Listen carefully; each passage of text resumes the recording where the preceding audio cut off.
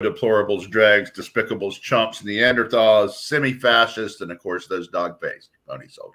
That's right. Hey, I was just thinking here. We haven't talked really about the weather. We're getting some fall weather. You getting any golf in? I am. It's a very good time of year to golf. Basketball has picked up. I'm now at basketball 6 days a week, but on that one extra day, I am out there. Yeah, it's good weather, but the weather doesn't bother you that much, right? I mean, you're kind of a diehard duffer. You will go out, right? Yeah, I got clothes for it. I played into the winter. Once it starts snowing, you can't. Yeah, the course gets all mushy, but just cold doesn't keep me away. This is the ultimate diehard guy. Yeah, when I first was dating Lori, it was sleeting one day, and it was Sunday, and I was working at Heritage, so like you had to do your golfing on the weekend because there was no like sliding out of there early, right? Yeah. And I'm like, well, I got to go golfing. She goes, if you stayed home, like we could just like hang out, and watch football, and have a nice afternoon, But if you go, she says, I'm not going to break up with you, but I'm going to know where I stand in our relationship. So, I did not go golfing in the sleet that day. I just okay, good for you. I like how she kind of laid that out. Yeah, it's like you can do it. I'm not going to stop you, but I'm gonna take my cue. Yeah. He's putting golf before me. What does that mean? Yeah, I've really been lucky with that because her dad was played on the amateur tours out in the Pacific Northwest. He was a good golfer, so she understands. You have to do it a lot, and it takes a lot of your time, and she's traveled around to golf tournaments with him and stuff, so she gets all that right. I'm actually probably less golf involved than he was. But more basketball involved, of course. Yeah. Well, that's interesting. That's good. So she at least had some perspective about the whole thing anyway. Yeah, he fixed her up good. Like she's a diehard baseball fan, so I never have to fight to get her to watch baseball or football or basketball or anything. She's good with all that. He trained her up good. Good. 2 peas in a pod kind of thing. That's right. Yeah, absolutely. All right. Well, so we take care of that. I mean, I will say this sometimes I guess, with the temperatures as they get a little bit low at night, wake up in the morning, I'm like, do I really want to go to the gym at 5 a.m.? It's like, yeah, feels good, but right here. Yeah, it does feel good under my comforter, but it's like, and I looked at the weather forecast. And I said, oh, I see a day there where the app says it's going to go to 39. And it's like, okay, so now it's going to dip below 40. Like, okay, we're bracing for it. It's just it's coming. Nothing we can do about it.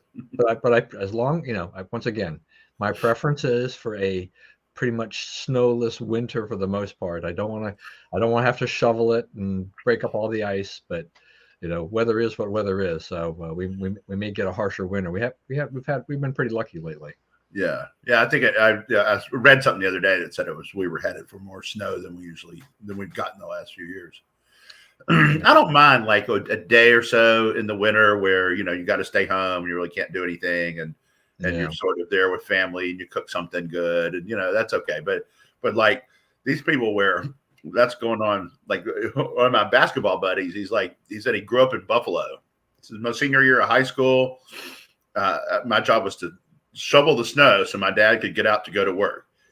He said every day from October 20th or whatever on, I was out there shoveling snow. He said, I decided when I got out of high school, I was moving south and I was never going back. Yeah. Buffalo, a lot of the Northeast, Boston, a lot of those areas is like, yeah, no, thank you. Go west. The West got pounded pretty hard in the past. I'm like, no, the longer things go on, the more I watch things. It's like, the DMV, not so bad. It's not so bad weather-wise. It's like a B+ in all 4 seasons. It's not an A, right? It's a little too humid in the summer. It's a little too damp in the fall. The spring is a little too unpredictable. The winter is annoyingly cold. It's not drastic. It doesn't keep you in your house, but you got to wear a coat or something over your arms every single time. There's no like warm days. Like when in Louisiana, it'll be cold for a while. You have a couple of days where it's 72, when you can get out and wash your car and barbecue or whatever, but then it's relentless for months. You never get a warm day. Yeah. And then then it can be like the wind. You get 20-degree temperatures, and then you get a wind chill, and then you're down to like 0 or something. Like, Right. oh, I don't know how these people in Minnesota and other places do this. I golfed the other day with a guy from Minnesota, and he was like, yeah, because there's about 2 months of the year when I just don't have any fun at all. But we all make our choices as to where we live and do. Nice summer up there. It's beautiful. Yeah. The summers are beautiful. Yeah, there's all these trade-offs that we make, these choices and everything.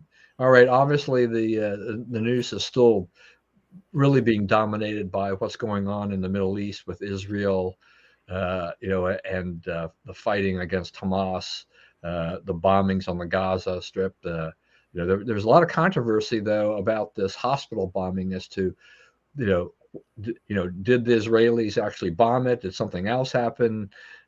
There seems to be some questions about exactly what happened there, but Israel is, in general, even if they were not responsible for that, I mean, they've taken a tough stand, and they've warned the people in Gaza. They're like, you need to go south because we're planning an offensive, and we're kind of going into the no mercy section here because every time I look at how this all started, it's just like, how do you defend Hamas? Right. So so a few things. So one is, how do you defend Hamas? There's no, that's not acceptable, right? You can't go for that. And the people there chose that leadership, right? They elected them in 2006. They've done nothing to remove them. They cheer these things when they happen. They think they're great. They applaud them. They all take pride in it and so forth.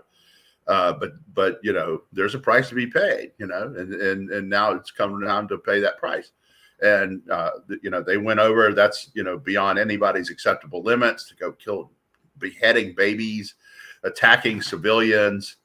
And their propaganda forces are out in force. Oh, it was only military targets and this and that and the other.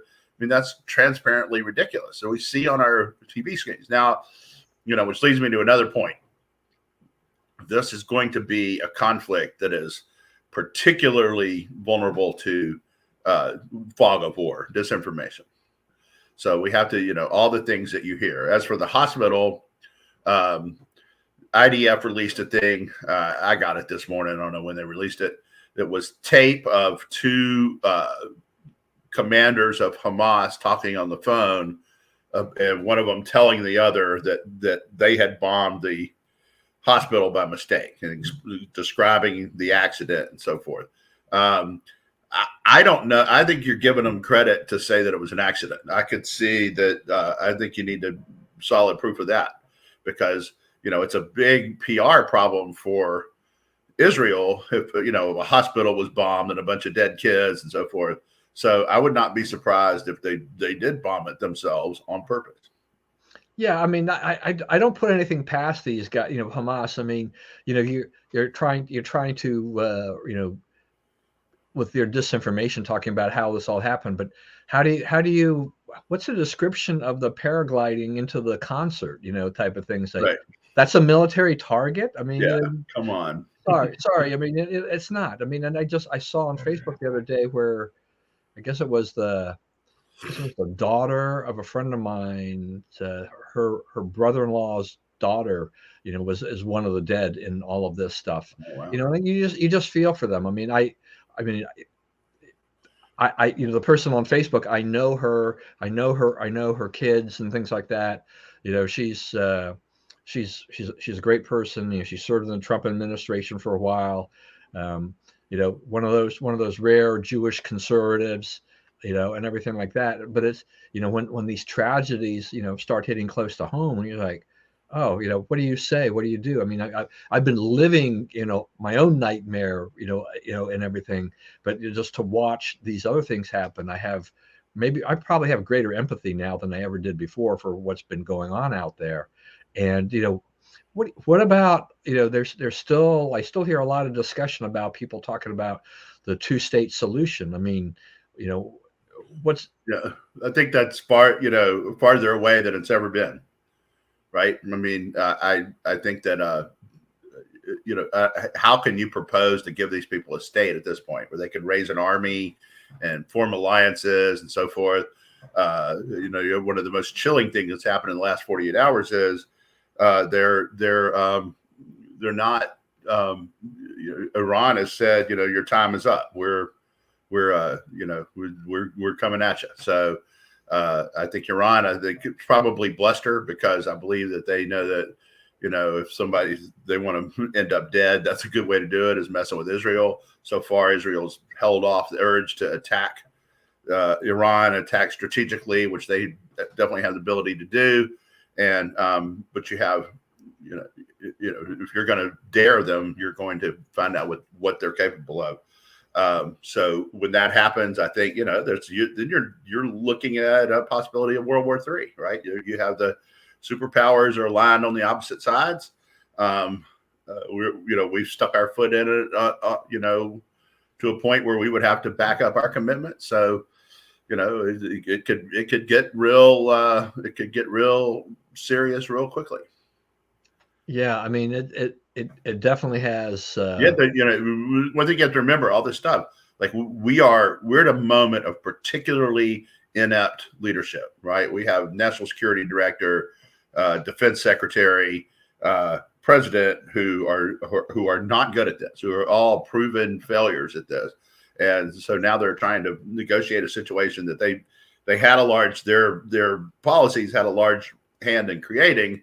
And, you have to make it look like it's not your fault and you're not really on either side and so forth. So, I think like the moral ambiguity that we as Americans start out with in this is really tragic, because it doesn't let us do what we need to do. Okay. So a couple things here then. Just one, because I wanted to ask you about this whole, this Iran situation. I mean, we had just gotten to the point where, Biden said we're going to unfreeze all this money, and it was going to go for, quote, once again, humanitarian purposes. Now I hear that I see their calls to refreeze those assets, and I think there's some evidence that there was just more things have popped up where there was no way this was going to be humanitarian purposes. Iran was going to funnel it to other more nefarious purposes. That. They said that up front, and they met. They were in on the planning of this attack, right? They contributed money to the planning of this attack. So Iran, they're a part of this, and they don't care if you know it.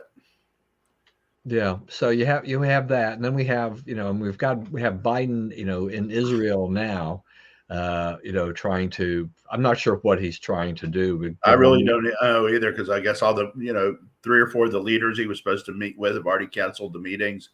No one wants to see him. Israel's scared to death of him there because of the obvious security headaches, and I'm not really sure what he's trying to accomplish. Yeah, so that it's a little bit questionable as to exactly what he's going to accomplish by going there. I guess symbolically, it looks good for them. I mean, part of this I think now is also campaign cover. You want to show that you're doing this. I just kind of like Ukraine, though. I mean, at least Biden has shown at some points, where he's tried to be supportive and come down pretty hard.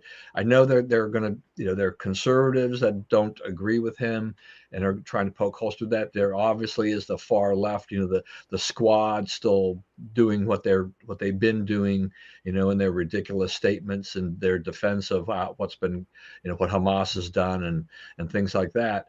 But at least I think, at least publicly, at least he's been trying to say the right thing and to reassure. But he's got a Democrat Party, that with all those Jewish legislators in there. I mean, what else could he do anyway? I mean, the U.S. has got to have a unified front on this. And I think support for Israel. I think polls have shown overwhelming support for Israel, throughout this whole thing at this point in time. But obviously, I don't know how overwhelming anymore. But go ahead. Yeah, but the other thing too is just how much of a distraction this is from what we were trying to do and aid we're trying to give into Ukraine. what does this do to Putin and his efforts in Ukraine?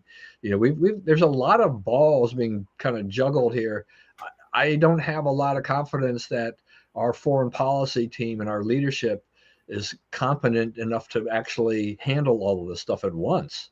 Yeah, it's not. So, you have a problem. Like, Putin pretty much can do what he wants right now in Ukraine. We're doing what we can to stop it, but it's not much. The lines of that war haven't moved in about 10 months.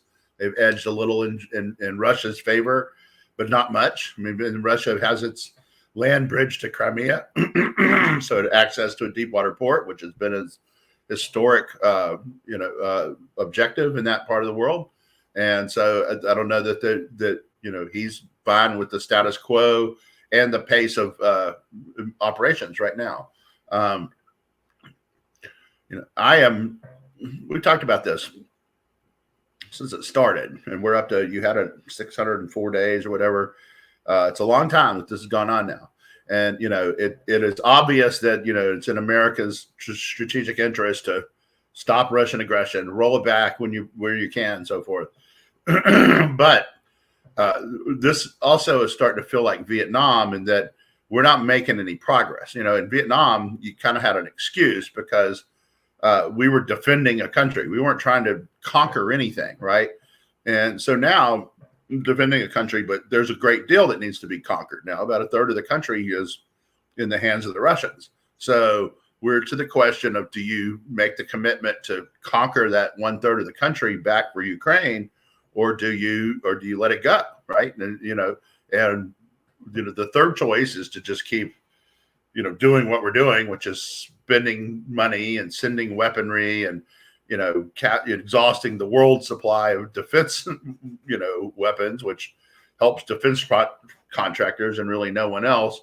And or start thinking seriously about what is plan B here, because we're not making the Russians are not budging, right? We've not done anything that convinced the Russians that they did the wrong thing here. Yeah, I mean, at least, Vietnam, obviously, there were just so many issues. But at least, and our leadership there really failed in their efforts we could have done so much more. And that war right. went unnecessarily long as a result of our inept leadership. But we did have troops on the ground. We don't have troops on the ground, fighting in combat and, for Ukraine, which probably makes, Putin a very happy guy, because that's I think he knows that it would be kind of game over if the U.S. actually threw that muscle in there, rather than just leaving it to the Ukrainians to fight this battle on their own. We're giving them lots of material and lots of other strategic support, advice, etc. So forth. Yeah, we're doing all of that. But, it does begin to look that this is going to be this is going to be a quagmire that, it's just, there is no end in sight unless troops, from either the U.S. or other countries actually get on the ground there and start pushing back, because then Russia would be kind of pinned back, and and then Putin would have more problems than he does today. But I don't see that on the horizon. We've spent over 600 days, and I think that the attitude has been, it's like, okay, let's keep throwing money at it. Let's keep giving them all this, all this weaponry, and hopefully they can do this and all this training. But it's not working. It's kind of at a standstill. So, what's the play here at this point? Do you try to end this, or you just try to let it go on, or do you, like you said, or you just kind of give up? And we have Republicans in Congress. This has been part of the problem in Congress, is that we have a number of Republicans who've been giving a lot of pushback on all the aid that we've given. And, I'm still very strongly in support of Ukraine, but I do kind of understand what the idea here is, because we've gone, we're pushing, we're going to get to 2 years here in just a few months of this. And it does kind of beg that question of, exactly what are we doing here if we spent all this money when we really haven't achieved much of anything. So I understand that nature of it. It does seem that money going into Israel would be, probably, pay off bigger, and we'd be able to beat back and maybe really, extinguish or damage Hamas beyond, recognition before I think But the I don't problem know. is though, Israel has enough money to pound Hamas Right. into sawdust, right? So if you're giving Israel money, it would be to fight other people, right? It would be to make them able to fight Iran and all comers, whoever lined up with Iran, which we could find out, within days, like who that is and who's ready to rock and everything. Um, and so that's a different question, right? Do we want to get in that? Is it in our interest to get Iran to have Israel able to wage a world war, right? Because I mean, if it's brought to them, that's one thing, but if you empower them, then you make that more of an option than it would otherwise be. You may encourage them to be overzealous. Yeah, I mean, and It's complicated. It's a hard problem. yeah, particularly, I mean, anything in the Middle East is generally very complicated. And Yeah. it has been for a long time trying to sort that out. Yeah, I just said I guess part of it is I wouldn't be surprised of using this battle, this war that they're going through right now, for Israel to say, hey, can you give us some money, right? I mean, if they to approach the U.S. and do it, even though Israel itself is not, they're not Ukraine, they're Right. not, they definitely have resources, and their army is very well trained. Yeah. These guys, this is good. I give Israel credit because it's just, they have men and women. I mean, they have women that will just, boom, you need to be activated, need to get on those. They're out there. That's right. They understand how passionate they are about defending their homeland.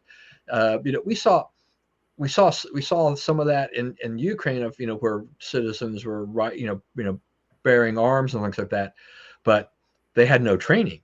These were just people picking up guns and stuff like that, didn't really know what they're doing.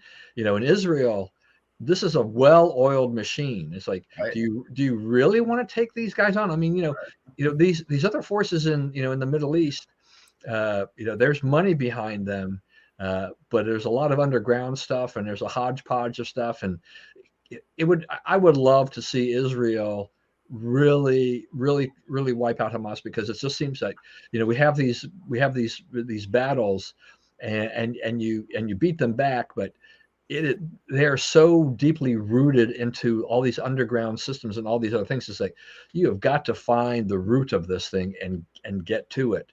How much time do we spend in Afghanistan, and supposedly trying to, keep the Taliban at bay, but, it didn't take very long for us to, to basically turn tail, and now it's a completely different country again. Right. That's right. So, and then, the other thing is like, like strength matters here, and like the idea. One of the things that really endangered the Israelis, really got them into this mess, is that the Middle East could read that we weren't really on Israel's side, right? This administration had issues with Israel, had pretty frosty relations with Netanyahu all along, and so forth. They tried to paint him as an unacceptable extremist and so forth, even though he's run the country for years. And they fit it into their left wing box, right? Iran's the good guy, and all these other people need to get on with what Iran wants.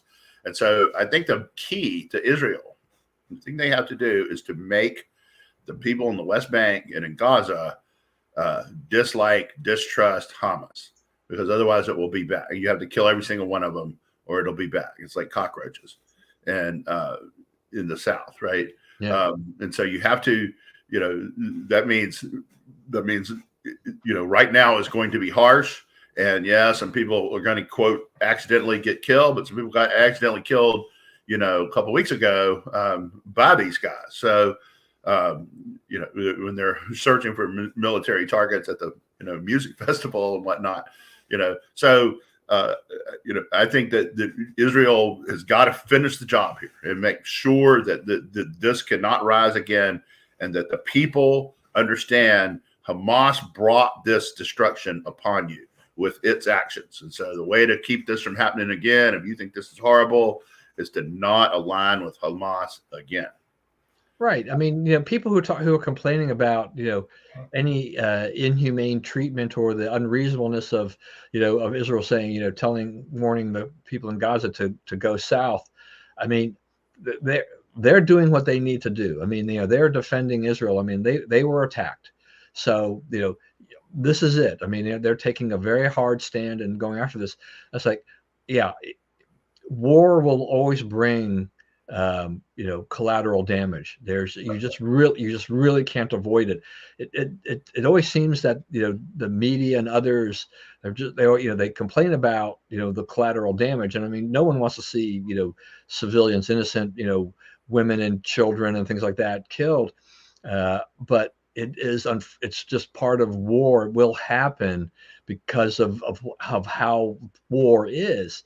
And it's not like you can have a war and not kill innocent people. It's just not going to happen. It's like, so understand, that Israel is not trying to go after, those people. They're looking at the bad people. They're trying to wipe out the bad guys. Right. They take as much care as anybody in the world to kill only the bad guys. Yeah. And Hamas is just like any other, it's like all these other terrorist organizations, is that, they also use innocence as a shield, right?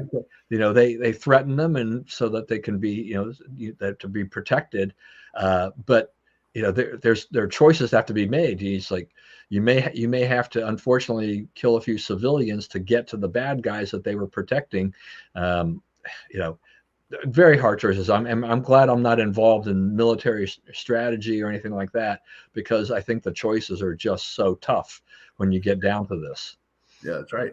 And like Israel doesn't try to do it, but I mean, you're in a situation now where it's a pretty crowded area. It's not, somebody had the figures up the other day. It's not as crowded as say Arlington, but it's pretty crowded. So anything you do there is going to have outsized impact. So I think that the Israelis are trying to be measured about it, but they got to get their people. They got to get these guys. They got to make sure this doesn't happen again. They owe that to their people. Yeah, I mean, it's not like Israel just went ahead and indiscriminately bombed. They're not unprovoked here. I don't think you can argue that in any way. Yeah, but it's astonishing. Like, one of the things that's really been surprising about this is the number of Americans in the media and so forth who have tried to justify Hamas behavior on this.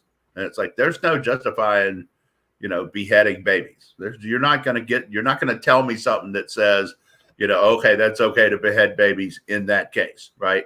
Because that's not out there.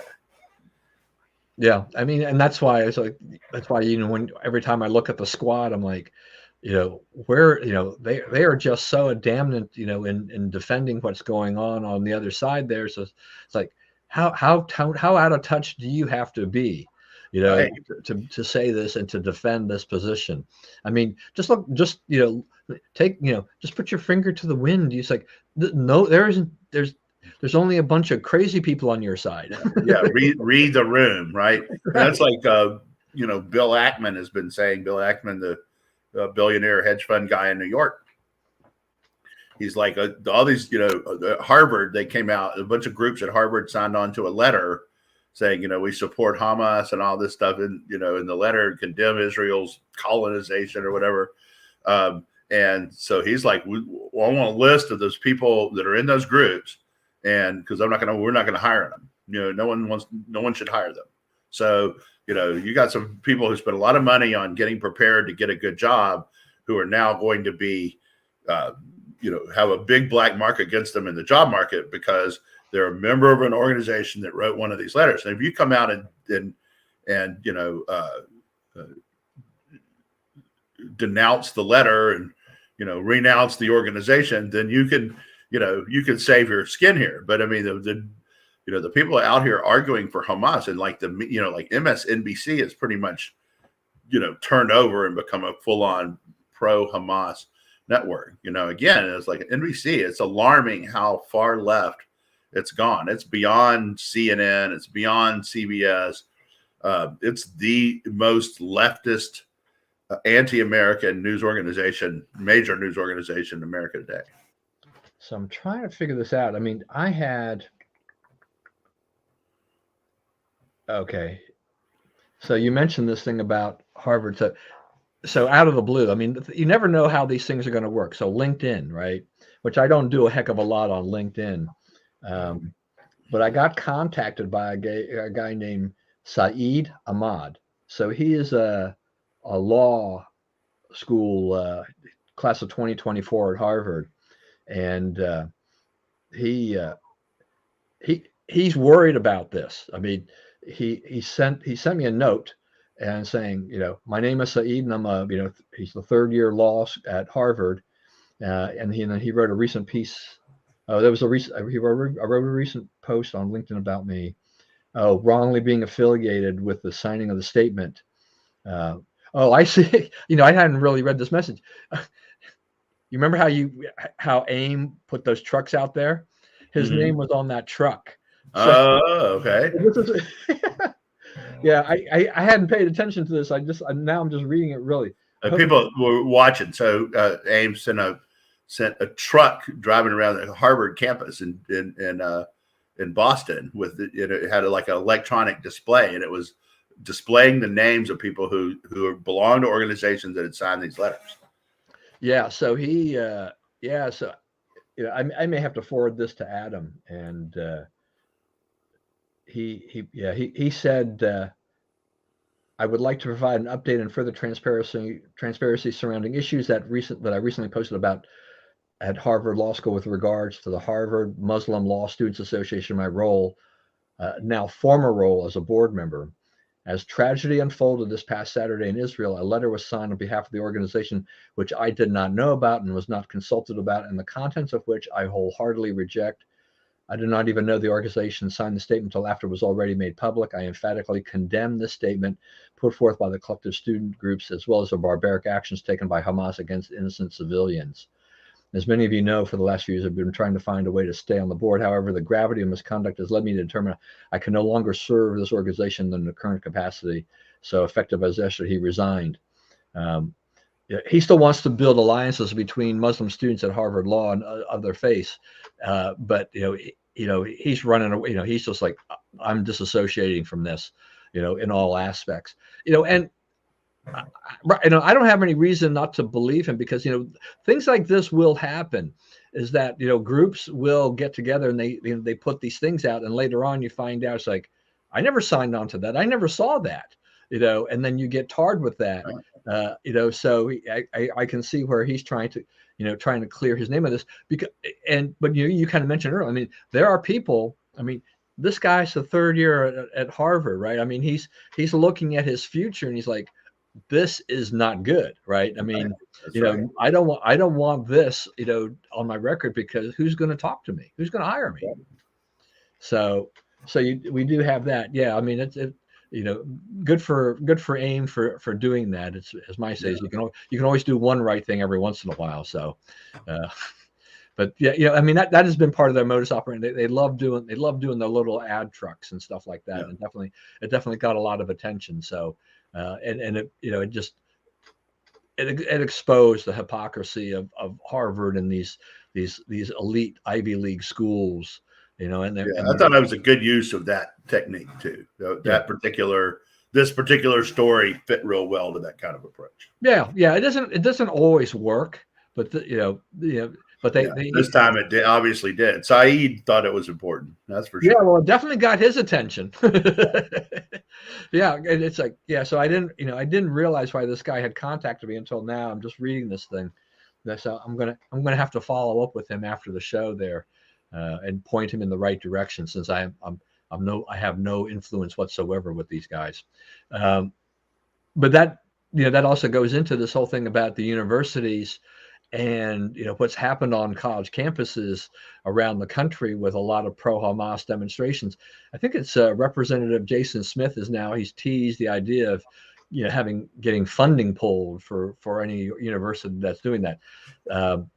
Probably a long process to get that done, but it doesn't hurt to kind of take that shot across the bow and just Right. Yeah, that's one where the colleges hear about this, they'll start straightening it up themselves. Yeah, They yeah. won't I let mean, that get to a vote.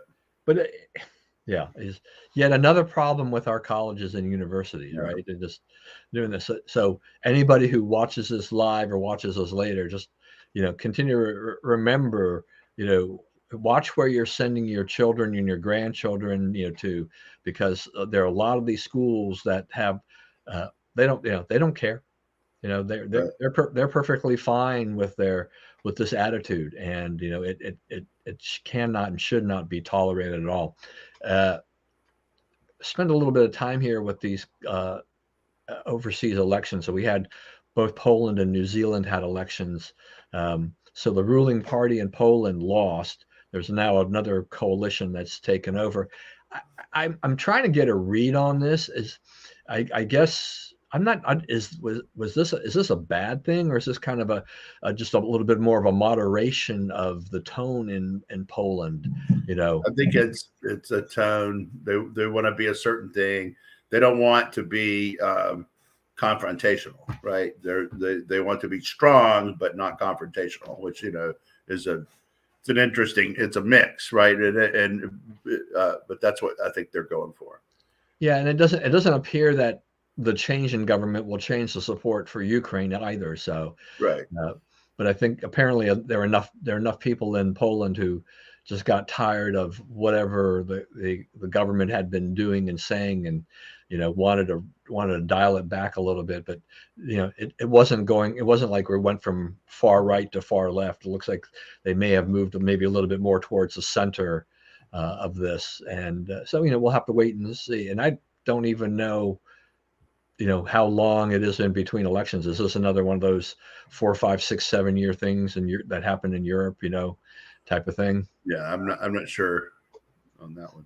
Yeah, I mean, if they get tired of that, government, can somebody call for an early Yeah, election? I think they can be changed again pretty rapidly. It is parliamentary in Poland, Yeah, it is right? parliamentary. So, and then we had New Zealand, which they did make a pretty clear statement. They did, yeah. I mean, they cleared their throat.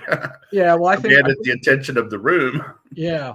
Well, I think Jacinda Ardern, who resigned earlier this year, I mean, I think she saw the handwriting on the wall, and that's really the reason she left office early, leaving her successor kind of like to just basically be a caretaker until the election, because Labor was just not going to be able to hold on to that, Right. to control of government at all. Economic problems, standing in the world problems, and she picked up all the guns after the Christchurch, right? So there's no private gun ownership in she had some pretty severe COVID restrictions. Yeah, too, she was one of the most severe lockdown people in the world too. Yeah, so anti-freedom person, and also censorship, also a big pro-censorship, disinformation and all that kind of stuff. Yeah, but I mean, isn't she teaching somewhere or something like that? Then she gets some cushy job. Yeah, as long as she doesn't have any power anymore. That was a really bad person on the world stage. It really was. Yeah, I mean, and this is, I mean, we see these things. I mean, where we see flips. I mean, Australia has, New Zealand has flipped before. Australia has flipped before, and it kind of depends upon how things are going overall. But yeah, she did a lot of bad things, and sometimes even terrible leaders of these governments can get reelected. Yeah. But I do think maybe what we do see around the world now is that when your leadership really is bad, you can't figure things out, you will get voted out. The tolerance of the voters has become less. I mean, their skin is a lot thinner about this, where they used to be able to put up with it. They're like, no, we can vote for someone else. Right. You know what? You're hitting on a good point. There's a lot of cynicism about government here and all over the world. And so whoever the leader is, you're kind of going into headwinds on the fact that most people just don't believe in the institution anymore. Right. They don't think that like good things come from government, and then you have like in the United States, you have leftists who, we got to, they're, you hear it like in the arguments of when they're talking about the speaker, they don't know how to govern. What does govern mean? Well, Jim Jordan's never passed a bill. It's like, I don't care, right? That doesn't bother me at all. I don't want somebody there who's like, I passed 82. I put 82 more laws on you that you have to follow. That's not going to win my heart to vote for you, right? I want them to, manage what must be managed and otherwise leave me alone. So, the fact that the guy hasn't got a bill passed doesn't bother me at all. It also, the campaign against him is, it's like he was an insurrectionist. It's like there was no insurrection. And, so what? Like, you're not going to, we have 75, 80% of the people in our party think the election was stolen. So we're not going to hold anything anybody said or did on J6 against them, right? We're just not going to do it because, that's not, it's not necessarily doesn't make you a hero in our party, but it's not anything that you're going to be drummed out for. Yeah, well, I don't know. I mean, I'm still pretty ticked off at Matt Gaetz for blowing up this whole thing because even though I'm not a great McCarthy fan, he was fine in that role in terms of he knew how to count votes. He was getting some, he was moving things along. At least they had a speaker. I mean, we knew that this was going to happen because if you only needed one person to bounce him out, then that was probably inevitable. I guess part of it, I don't like the timing of all this. It's like, why do you have to do this now? I mean, it's like, I hate to use the word optics, but this whole optics thing does hurt the party. We still have a shutdown potential out there, kind of floating out there. We have all these things that are going on, and we do look, just kind of rudderless. I like Jim Jordan. I mean, I think he's a great congressman. I don't know that Jim Jordan is a House Speaker type guy because I don't see Jim Jordan as a consensus builder. I see him as a really tough guy who can ask some tough questions, and he's been great in his role in the House, and I think that he's very suited for what he's been doing. The Speaker, it's like, who in the hell wants that job, in general? I mean, it's a terrible job because everybody will gun for you anyway. Right. You got to raise votes, count votes, raise money. Right. It's like the ward healing part of it is the minor part of the job. And that's the only part that seems like any fun.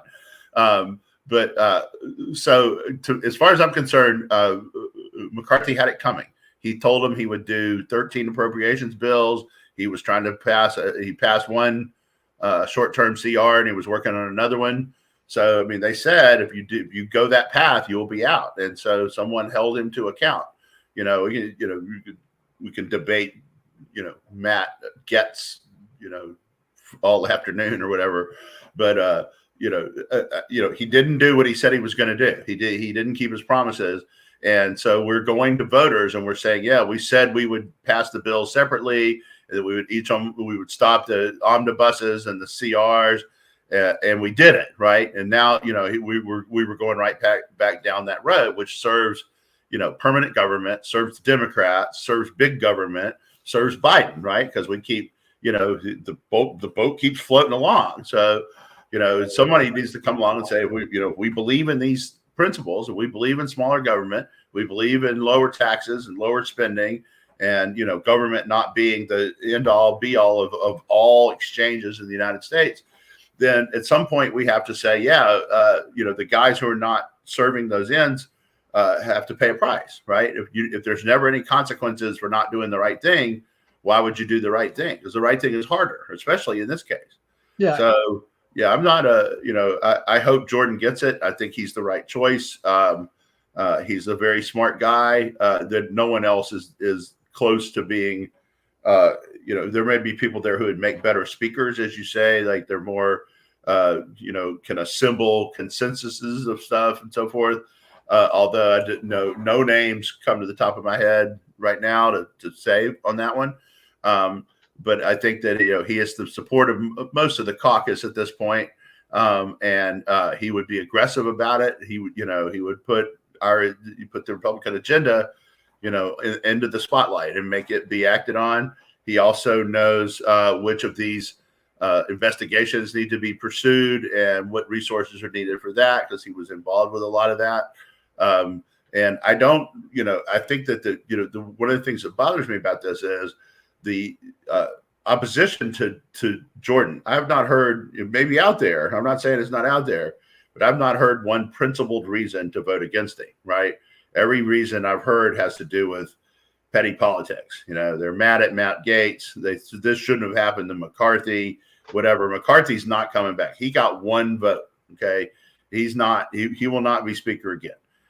So, your choice is Jordan or not Jordan right now. And if you say no to Jordan, then you're going down into candidates who've done nothing to build any support, right? Who have no reasonable expectation that 218 of their colleagues will support him, right? You just don't. You don't know that. So, I think that there's work to be done, but I think that they will get Jordan across the finish line. Yeah, it's just I mean, the Republicans, with a razor thin majority in the House to do this, it's one thing if I understand all those reasons about McCarthy because he didn't do what he should have done in that sense on the principal things that the Republicans want to do. On the other hand, as a politician, you kind of look at that and you say, how much of this can we do? Can we get through and hold the caucus together? Can we beat back on all these things? It can be a little tricky, for that. But they didn't. To get rid of the speaker is one thing, but to not have somebody waiting in the wings where you basically had the votes counted and ready to go and say, now, okay, here's the guy that's going to take over. We're going to get this done in one fell swoop. And we're not going to be waiting 2 or 3 weeks or whatever to finalize this thing and put somebody out there. If Jordan doesn't get across the finish line, they've got a big problem. And that has been part of the problem here is that they just didn't have a ready-made plan. Matt Gaetz, fine. You go ahead and you say you want to get rid of McCarthy for, reasons 1 to 10, whatever. But who is the guy that you had waiting in the wings that had the necessary number of votes to win the speakership? It didn't happen, and so they need, they're at fault for this. And what will it cost them, the election 2024? Hard to say at this point. Lots of things can happen. Biden is still not very popular, and a lot of other stuff's going down, and things like that. But if Jim Jordan does become the speaker, will he find some of the same problems that McCarthy had in trying to, do I stick to this? Do I say we're not dealing with this omnibus? We're going to do this, and we will shut down the government. What will that do? To me, I love Jim Jordan, but he could be stepping on a bunch of landmines going forward. Right, it won't be easy. But I mean, if you say, I'm stopping the train right here, and we're going to pass the appropriations bills. I think that's a winner electorally. I think that you can go to the voters and say, we said we were going to do this and we did it. And, there was some unrest in between, but, we got the leaders in place who were committed to keeping the promises we made to you. I think that, the longer it goes on, the less vital we see a speaker being, right? So we're getting to the point where it's sort of who cares, right? Their country's not falling apart because we don't have a speaker. There's some things that got to happen that pretty soon that, but I mean, you have a speaker pro tempore, you have someone, you can conduct House business, you can pass legislation. So, I'm not knowing I'm not seeing this being, the Democrats are trying to make it look like, oh, chaos. They don't know what they're doing. But I mean, at this point, we are coalescing behind an idea. And I think that if that can be pulled off, the idea we're coalescing behind is pretty powerful and could be really beneficial. Yeah. I mean, who knows in the end? I mean, the thing is, it's just that we've got, I mean, when the government gets shut down, except for, people who whine or the people who are waiting for their paychecks or their Social Security payments or whatever, but you can find ways around that. There's every time we shut down the government, to me, it just is like it's going to show in the long run we don't need all these people running the government. Right. There's so many more efficient ways of running our government and running our country than the way we have it set up right now. Do we need a speaker? maybe we don't need we don't need him as much as we thought we needed him, Right. and this may be showing up. I think if Jordan does become the speaker and becomes a strong speaker and holds the line and keeps that coalition together, his caucus together, he can not only undo any damage that may have been done in the last few weeks, but he can set the party on a path to a bigger victory in 2024. There's a lot riding on this, and potentially, I mean, if Jim Jordan becomes a strong speaker, that could portend very good things for Republicans in 2024. Right. So we will have to wait and see on that. So I just saw this morning that so this UVA Center for Politics, they did another Biden-Trump poll, Biden up 52-48, which really doesn't mean much. 52-48, is, I mean, it to me is, in all intents and purposes, at least a dead heat. But both candidates were 50% plus disapproval rating, which shows that people really aren't happy with either choice in general. So first of all, how did he assemble a panel of voters who got 52-48? I haven't seen a poll that pro-Biden in months. And right now, like Trump is ahead by 2 on the RCP average. He is ahead in Wisconsin, Michigan, Georgia, Arizona, all those battleground states, Pennsylvania. I think he's up 9 in Pennsylvania. But yeah, he's somehow 4 points behind Biden. So I did question that, but I think the tone of what he said is right. That there's people are going to hold their nose and vote one way or the other. I think what's good for Trump now is, like, I don't know if you saw, there was an academic economist, I believe, who's like, when Trump got in, I thought it was going to be terrible. It was the end of the world. I voted for Biden.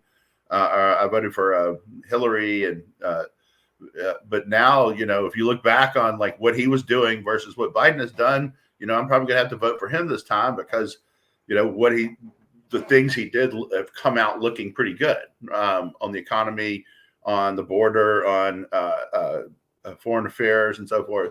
So I think a lot of people are losing their Trump derangement syndrome is wearing off. They're like, okay, if you really look at these candidates, you really look at what has happened in here. He's not off the back end, right? He's not in terrible shape compared to what Biden has done. I think there's a lot of agreement that Biden has not been a very good president. As for Jordan, I would just say that it's interesting to me that like the entirety of the Democrat information machine is turned against him. When we thought it was going to be Scalise when he won the nomination of the caucus or whatever. There was like, we're just going to call him a racist. There was no attempt to say, hey, don't vote for him, right? It was just like, he's a racist. He's David Duke without the baggage or whatever, right? Which is a fairly standard, flop for the Democrats. But, in the case of Jordan, they're all out trying to stop him, which makes me think he's probably the right guy. Yeah. So once again, we will have to see. I think there's another vote today, I guess. Yeah. So they'll keep going at it till they. Yeah, they'll keep going at it. Beat the people into submission. So then lastly, then Trump got hit with a gag order, but doesn't seem to mean anything to Trump. Right, and I think that gag order is wholly unconstitutional too. And I think they've already filed a notice of appeal. So I don't think it can go in effect. I think he's got an injunction against it. So I don't think it can go in effect until the appeal is resolved. And I think the appeal could literally be years getting resolved. I think that Trump put his fingers in the spokes of the bike there as effectively as he could. Yeah, it's something else. All right, let's wrap it up, Brian. So a couple of things. Jeff Landry won the governorship of Louisiana. He was expected to win. So Louisiana is a jungle primary state. We were before California. We've been doing this for a long time. And so what happens is generally, there's a bunch of candidates. So when I was there, there would be like 10 Democrats and 1 Republican. And so the runoff would usually be the top Democrat and the Republican. So in this case, you had a bunch of Republicans and only 1 or 2 Democrats. And the Democrat didn't really come close to making it to the runoff. So they I think Jeff Landry, who won it, who was about 53 or 4% against a ton of candidates. So, he clearly, cleared the hurdle of the runoff. I think that he was part of this Biden, Missouri versus Biden. It was him and the Attorney General of Missouri that's forced the Biden administration to admit that they have been colluding with big tech to censor info on conservatives. EV sales slump doesn't surprise me. It's still not convenient enough to get them and operate them and power them. And they're still too expensive. Yeah, they're still too expensive. Yeah. And let's see. Was there anything else on here?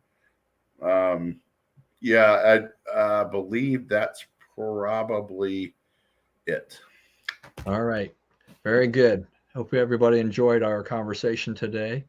Please, as always, stay safe and stay well. Remember, we live in the greatest country in the world. Do not let anyone tell you otherwise. And God bless America. And we will see you again next week.